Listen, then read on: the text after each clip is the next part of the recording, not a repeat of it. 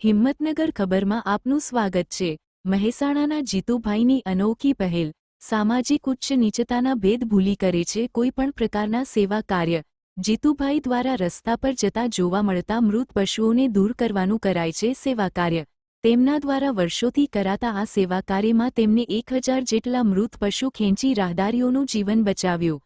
રસ્તા પર મૃત પશુ જોઈ ઝડપી માર્ગ કાપી ભાગી જતા લોકો માટે જીતુભાઈનું સેવા કાર્ય પ્રેરણા સ્ત્રોત સમાન। જીતુભાઈ દ્વારા પશુ ખેંચવા એ કોઈ જ્ઞાતિ જાતિના વ્યક્તિનું નહીં, સમાજ સેવક અને રાષ્ટ્રપ્રેમીનું કામ હોવાનો સંદેશ। એડિટર ઝાકીર હુસેન મેમણ।